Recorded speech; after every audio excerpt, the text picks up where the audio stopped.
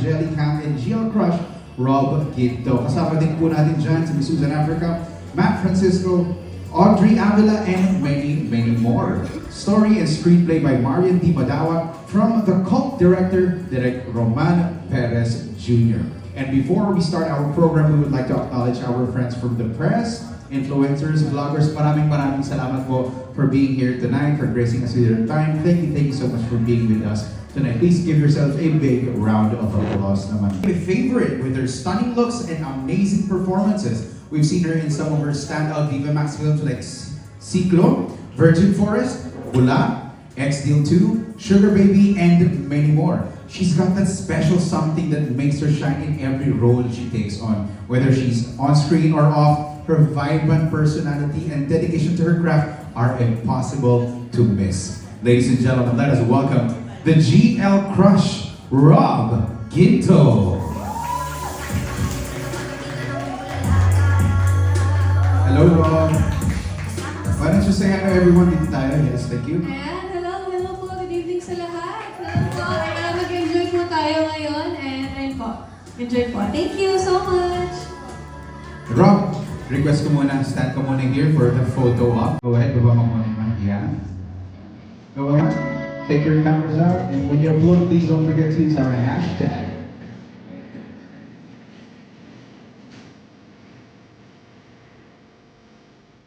Beautiful. Thank you so much, Rob Ginto. Maraming salamat. Up next is a shining star and quickly risen to an A-lister status with her remarkable talent and captivating performances. Known for her roles in Viva Max films such as Silip sa Apoy, Mahjong Nights, Eva, Pusoy, Selena's Gold, Us X Her, and many, many more. Her stellar performance in Taya earned her the Best New Actress Award, solidifying her place as a force to be reckoned with in the industry. We've also seen her in GMA series Black Rider, showcasing her versatility and broadening her appeal to a wider audience as she continues to enchant audiences and prove why she's one of Viva Max's brightest stars. Ladies and gentlemen, a round of applause to the Viva Max Queen, Angelic Cam.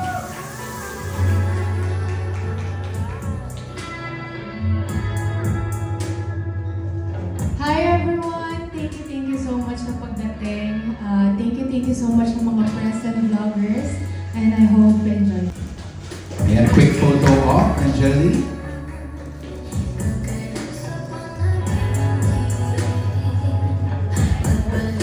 Thank you so much, Angelina. You may go to your seat. And last but definitely not the least, siya lang naman ang director ng hit Viva Max movies na si Che Diablo, The Housemaid, Pamasahe, Taya, much more. Also with the list is the Cinemalaya film Kaluskos, as well as the Viva Max series El, Larawan, Liko, Lipa, Andyan din po Escandalo, and So let us welcome the cult director, Direk Roman Perez Jr.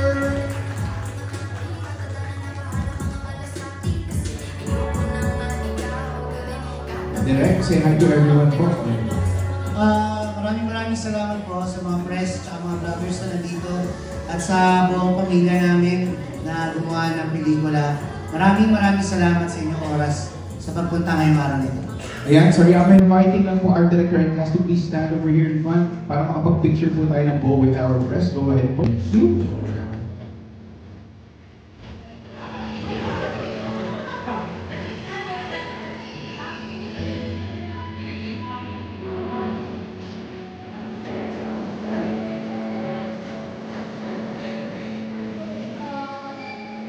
Okay, harap naman po tayo dito sa ating left side. Ayan po. Para po may eye contact tayo sa lahat ng camera ng ating press.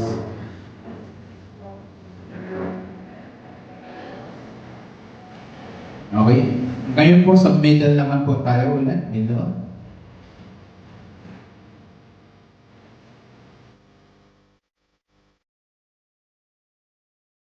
And then to the right naman po. There we go. Mag-eye contact po tayo sa as much cameras as we can. And thank you so much. Maraming salamat to your seats. And now, ladies and gentlemen, we will proceed sa ating pinakaiyan tayo ng part ng question and answer. But before that, a quick reminder lang po for our press. We will be limited to 2 questions per press, and that includes your follow-up question for us to accommodate everyone. Also, please refrain from asking offensive and personal questions. We will only entertain questions related to this project. Also, we will be mentioning the press names to be on standby mode, so please wait for your turn. Thank you for your cooperation. And now, let's hear your questions. We will begin. Go ahead. Thank you. Yeah, hi. Yeah. Congrats, Angeli, Rob, and Direct Roman Perez Jr., ang bongga. Ito yung, ang title, Unang Tikim, pero ito yung unang Viva Max movie na ipapalabas sa mga sinihan. Yan ang bongga, di ba? So ano masasabi niyo dyan, Direct, Angeli, and Rob? Yan. Ang bongga, di ba? Si Direct, ito na yung patunay na ikaw talaga ang king of Viva Max. Of course, sobrang grateful po kami, especially sa Viva. And medyo may pressure, yes, kasi ito yung first VMX na lalabas sa sinihan. Kaya nandun din yung pressure namin lahat. Pero I know na lahat kami, ginawa namin lahat dito. Binigay namin yung buong effort namin dito sa pelikulang to. Very exciting, happy, and excited na ako mapanood yung work ng lahat namin dito sa big screen. And of course, yes, also pressure dahil every scene, since it's a big screen, lahat ng acting mo, lahat ng words and nuances makikita sa big screen. Kaya each and every sequence that we had really gave it the best, and I hope it will appreciate it. Yeah, thank you. And Direct? Hi, Kuya Jun. Good afternoon. Tama yung mga sinabi ng girls, no? Pressure. Sobrang laki ng pressure na nakalagay sa balikat namin. Nakakamiti lang kami ngayon, pero pero sobrang laki ng pressure na hinakarap namin ngayon. Pero sobrang saya din namin kasi ito ang utopia. Ito ang dreamland ng VMX, no? Nandun na pumapasok na tayo at andun na papunta na siya. Ang mainstream media ay papunta na sa cinema. Yun. Makakauwi na kami ulit sa kung saan tayo nagsimula. So yan nga, sa sinihan na, mga sinihan na ipapalabas. May na MTRCB na to. Tapos na? Yes, opo. Yes, na MTRCB na. Masaya naman po kami. May SM, syempre. So hindi siya R18? R18, may R16. Yes. At maraming salamat sa Viva Films at sa MTRCB kasi ito na siguro ang pinakamatapang na pelikulang lalabas sa Pilipinas ngayong season na ito. So R18 and R16? R18. Bakit dalawa? SM Malls ay R16. So may binawas? Walang binawas. Gumawa kami ng cut para talaga sa SM para mapuntahan natin yung masa ng SM Malls. Gumawa kami ng cut for Ayala Cinemas, Robinsons at iba pang mga cinemas. Gumawa kami ng cut na mas todong-todo para sa iba. Buti hindi na X? Hindi naman po. Sa Viva Max nyo mapapanood yan next year. So sa Viva mo na ang Max Next year. Mas matindi? Mas matindi yun. Ginawa din namin yun. Gumawa din kami ng cut for Viva Max next year. Yan. Angeli and Rob, yan. Pati pala sa SM, no? Oo. Parang ito, sa tagal ng panahon, ngayon lang ulit may sex movie na ipapalabas sa SM. Di ba? So yan, anong take nyo doon? Rob, Angeli, I really didn't think about the sexy part na ilalabas sa cinema. My heart and my mind was all about the acting and how hard we did it, and even the sexy is there. Yung art and music and the love was there too. So for me, I think it's another good movie that will be shown in cinema, and I'm thankful na kami yung napili sa SM Cinemas. Ayun po, like what Angela said po, yes. Lahat naman po talaga dito is, lalo na acting, hindi lang talaga sexy, yun yung pinakita namin dito. Ayun, sobrang grateful pa rin talaga kami until now na ito ilalabas na sa sinehan. And ayun, andun pa rin talaga yung pressure natin lahat. As in, so sana magustuhan to ng tao at supportahan po natin to. Thank you and congratulations ha, ang Thank you bongga. Oo, kasi talaga may R16, R18, di ba? At least yung X, abangan next year sa Viva Max. So, yeah, congrats and good luck! Thank you so much po, Sir Jude Lanin of Abante. Next up we have and People's Journal. Ang PM. Hi Rob, Hi, Tita Aster. napanood mo na? Yes po. Grabe ang engagement mo dun sa Facebook. Natutuwa lang ako sa inyo, lalo na kay Direk. Direk, sobra ka na. Ang layo na talaga na narating mo. Susubin ko lang siguro ang tinanong ni June kanina. Kasi this is your first movie na mapapalabas sa pelikula. Sa pelikula. Sa mga theaters pala, I'm sorry. Sa theaters. So, tatlong rating ko baga. Isang 16 for SM, R18 for Robinsons, and of course Uncut for Viva Max na next year pa. And prior to this, of course, si Rob at saka si Angeli, napanood kayo sa television ng Gerald Public, di ba? Sa pamamagitan ng Black Rider. Anong pakiramdam? Kasi parang nakatawid na kayo, naka-crossover na kayo. Instead na sa Viva Max lang kayo na papanood, ngayon, mas napapanood na kayo ng marami. I'm thankful that Viva gave me the opportunity to have another agency. And thankful din ako na naging stepping stone ko ang pag-acting, ang pagsasexy. Dahil ngayon, nakikita ng mga tao na I'm more than, kaya pala. And I think I'm more than that. At nung nandun ako sa Black Rider, ibang genre naman, sobrang nakaka-excite dahil dito sa Viva Max, puro drama. Kapag dating ko sa GMA, action naman, kaya nagamit ko yung pagte-taekwondo ko, yung mga sigaw-sigaw, mga gano'n. Ang saya, super saya na different genre. Ako din po, sobrang saya ko rin kasi napabilang ako sa Black Rider. Actually, hindi ko rin po talaga akalain na mapapabilang ako sa Black Rider. And ayun, sobrang nagpapasalamat ako.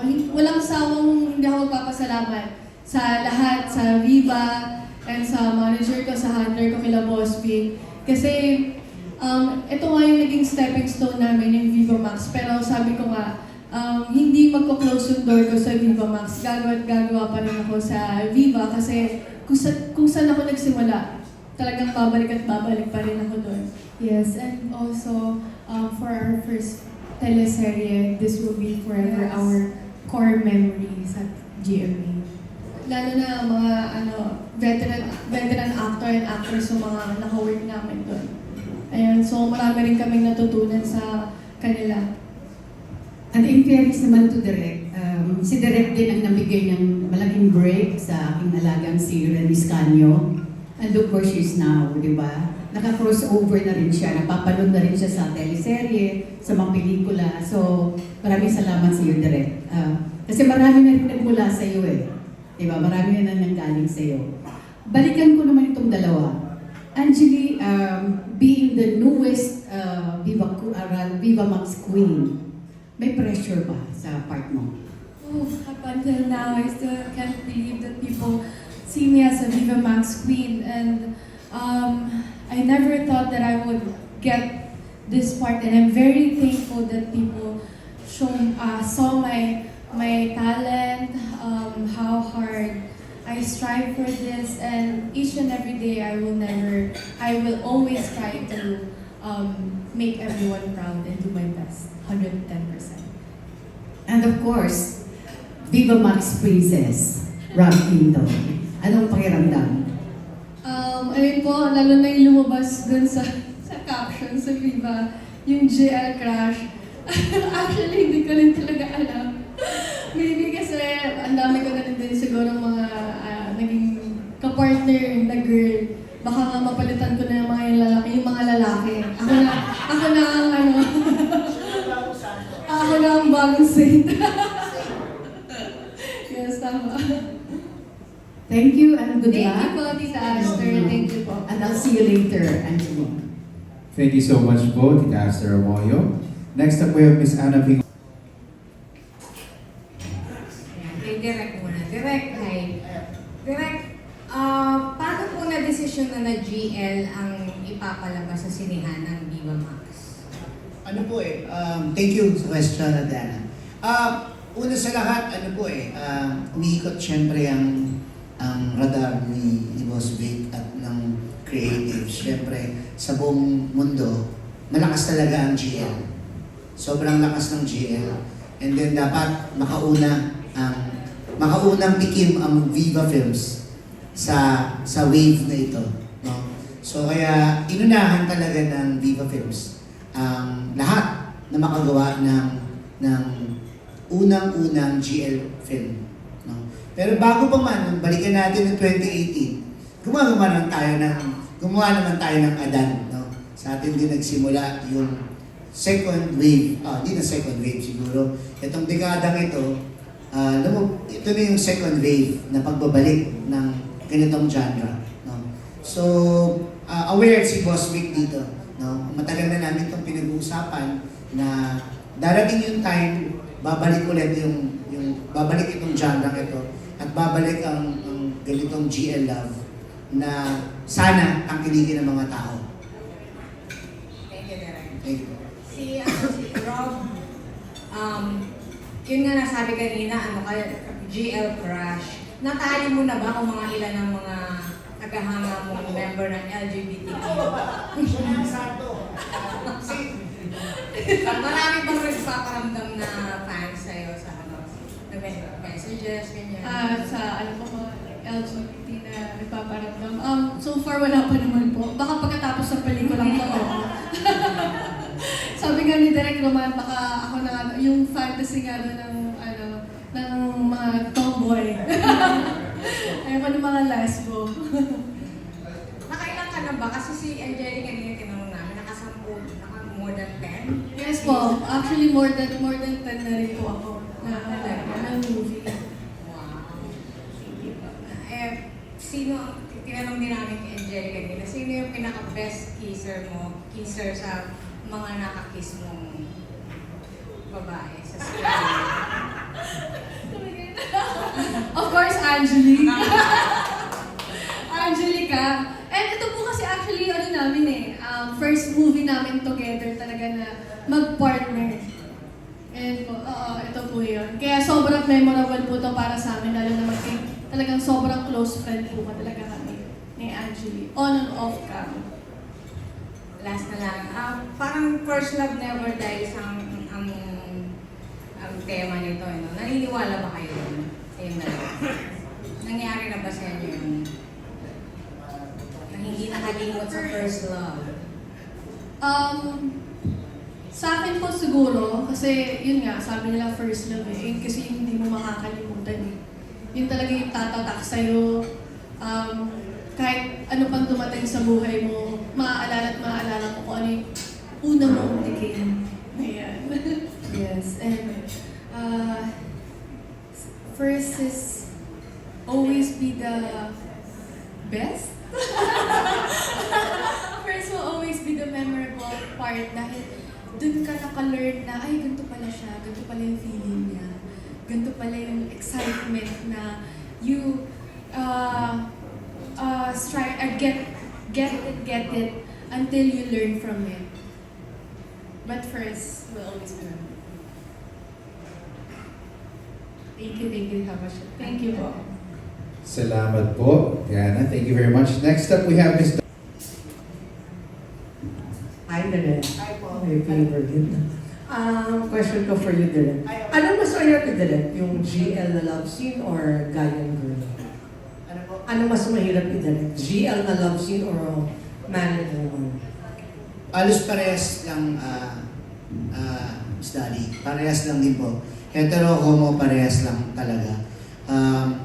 Nagkakaroon lang ako ng reservation kapag syempre yung dalawang yung homo ay mas okay sila. Napansin ko yun eh. Kuwari silang si Rob and Angeli. Okay sila talaga. Meaning, natutomboy talaga sila sa isa't isa. Opposites. Oo.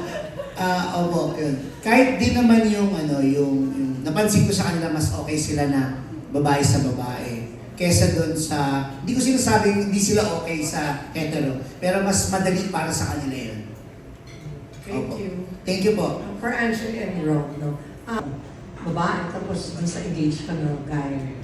Pag nangyari yun sa real life, sino pipiliin mo? Yung guy o yung girl? From the story itself, the girl. First love talaga. First love. Since the story is about they're scared of the judgment, isa na yun yung reason kung bakit humiwala yung character ni Angie, ng character ko. And mostly sa mom niya din. Pero kung papapiliin yung heart ng character ko doon pa rin kayo siya pinili. What's your role? Sa akin po, of course yung girl. Kasi yun nga eh, first love eh.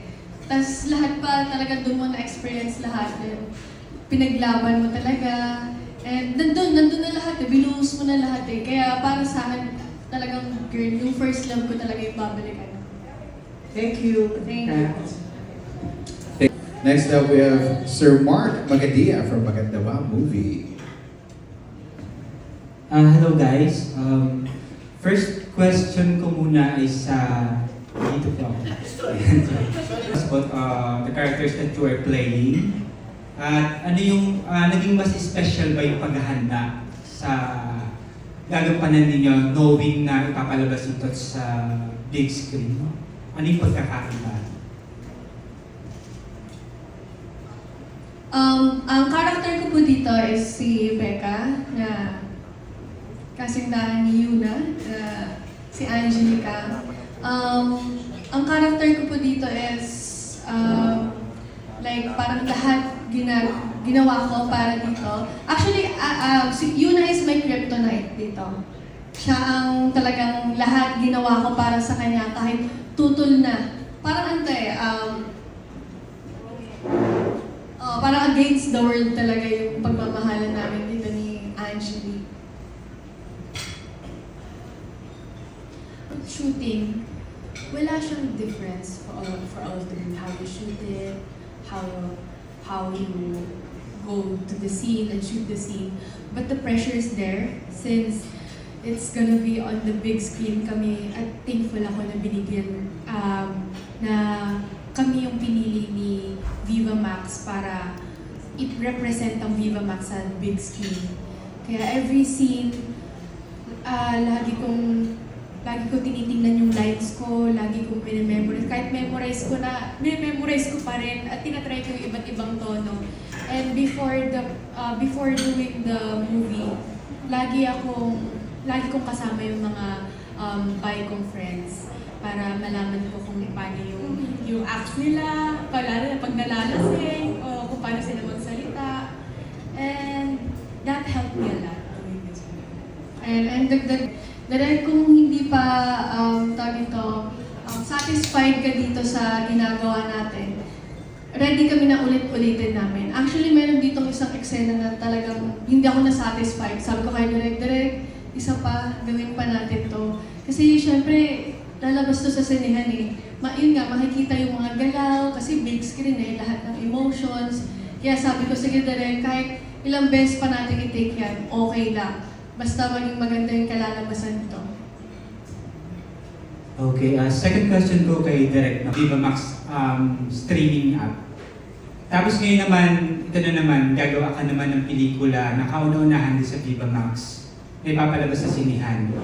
Ang question ko is, ano yung atake mo dito sa unang tikim that you think is kaya magiging deserving yung pelikula na ipakita or palabas sa big screen? Salamat, una sa lahat, love wins. Yun yung gusto nang sabihin ng pelikula. Ang cliche, pero parang yun yung kanyang X factor, no? Parang kang nanonood pa rin ng isang romance drama. Nagkataon lamang na parehas babae sila, pero parehas silang nagmamahalan. Katulad din ng panonood natin ng BL, di ba? Nagmamahalan yung dalawa na parehas ng kasarian. Feeling ko ito yung kailangan na baguhin sa kasi yung Viva Max streaming, syempre tatapang ng mga ginagawa natin doon, no. Ngayon, ano yung i-offer mo sa cinema, no? Ano yung offer mo sa ngayon? Siguro mas pakiramdam ko yung mapapanood ng high school student na lovers. At mapapanood nila at mararamdaman nila na okay pala tayo. Okay naman pala tayo. No? Okay naman pala tayo. Meaning, hindi ko to, hindi ako napipreach. Again, hindi ako napipreach para dito. Pero, para i-confirm lang na may dalawang babae nagmamahalan mula pa nung high school, o bata pa sila, okay naman pala tayo. Katulad din natin sila. No? Ganun yung gusto kong makita na pure love. Walang dark twist. Walang magpapatayan sa dulo. Walang magkakasakitan.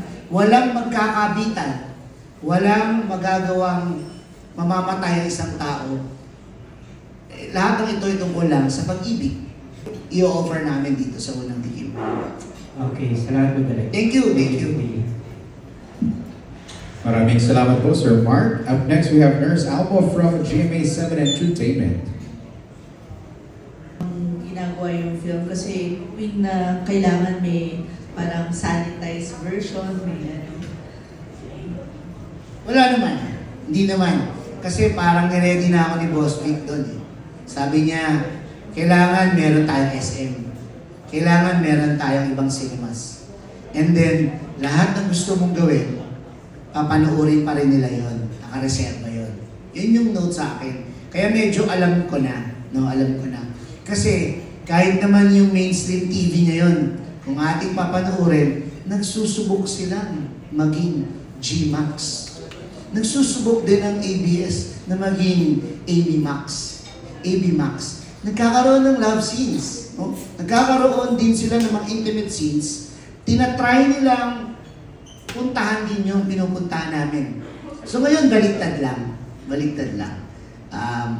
Nakasanitize, tama po yun. May mga versions lang. May mga may mga marks na. Ang cutting nito, ito, 16. Pero itutuloy natin ito hanggang 18. At itong gagawin itong susunod, pang Viva Max. Ganun. So parang yung mga passionate scene, it's the same as Same. the other Viva. Same po yung energy, same lahat. May mga marks lang. Nakamark na kami. Pero yung dalawang artista walang mark. Bilib ako sa dalawang to. Pagyayabang ko ang dalawang to. Kahit na anong gawin nilang dalawa, walang mark to, walang restrictions, wala kahit ano. Even Matt Francisco, wala lang si Matt Francisco dito. Yung tatlong actors po, lahat nag-perform. No, sabi nga ng may narinig akong kwento sa MTRCB, umaarte pala ang mga taga Viva Max. Ang gagaling pala nila. See? Ibig sabihin, na-appreciate nila. Yun yung pinaka gusto natin din ma-achieve, no? Na hindi naman lahat, puro gano'n na lang ang love scenes na lang, no? Umaarte sila at lalabanan nila kung sino man ang nasa mainstream kasi ang uhusay ng dalawang ito. Yan lang po. Thank you. Follow up nila po as stars po. Sobra po. I-disclose ko lang, dami nag-away-away sa role na to. Sama ng tingin sa akin ni Rob. So nag-audition po ba? Or... Ano po ito supposedly may audition. Supposedly may audition, pero again, ako po yung yung nade-decide, syempre. Syempre, i-disclose ko ngayon dahil press con nga Sabihin ko yung mga hindi nila alam, no? Sa totoo lang, issue to. Kasi, alam po nila na magsisinema ito. Lahat ng managers, kung kani-kaninong kampo, syempre gustong pumasok dito. Dalawa lang yung slot. Syempre may slot yung Jojo Veloso dahil nandito yung Queen. Diba? Syempre may slot si ganito, may slot si ganito. Pero never pa nila nakikita si Rob Quinto na napakahusay umarte para sa slot na to. Yun yung factor, no? Kasi dami, walang biro, ma'am. Madaming nag-away-away sa pwesto na to. Ulang na lang magsiraan tong mga to. Joke lang. Pinipigil ni Rob Quinto, pero totoo po to. Napakahirap ng pinagdaanan ng dalawang ito kasi ang dumadaan sa Viva Max ngayon ay siguro mga 100 babae na. Pero silang dalawa yung best. Di ba? Kaya sila nandito ngayon. Yan lamang po. Can I get to the actions na lang, Andy and Rose?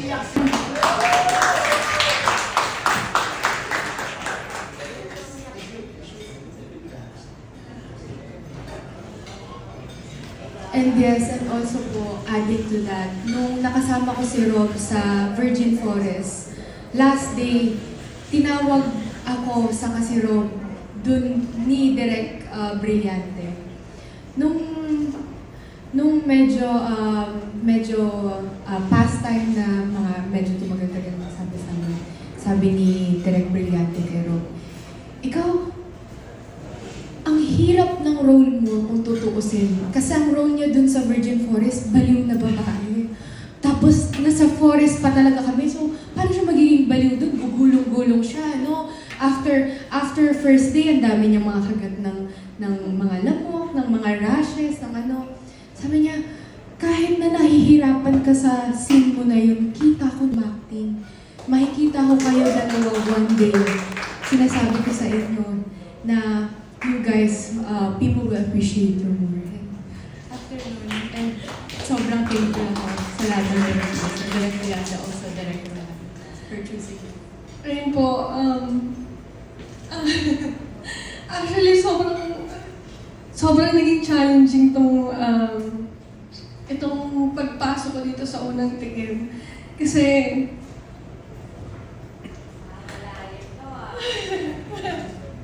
kasi po, nung una kasi binato na po talaga sa akin tong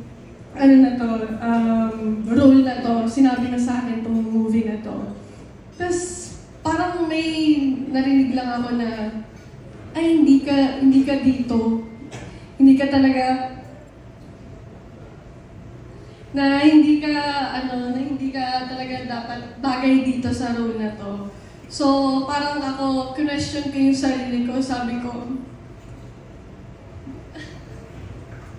kinestyon ko po yung sarili ko na, sabi ko, baka hindi talaga parang sa akin itong pag-aarte, kaya siguro, sinasabi nila na hindi daw ako bagay sa role na to. Pero, pinatunayan ko sa director, sa lahat, na talagang pinag-aralan ko mabuti yung role ko dito sa unang tikim. Actually, ayun po, naging challenging sa akin kasi dalawa yung naging role ko dito eh. Kaya yun po sana yung abangan natin. And sana po ma-appreciate nyo po yung ginawa po namin lahat. Lahat pinagpaguran po namin to. Naging matapang po lahat ng cast dito. And ayun po, sobrang thankful po ako dahil nakuha po ko dito sa cast ng unang tikim. Ayun po. Thank you.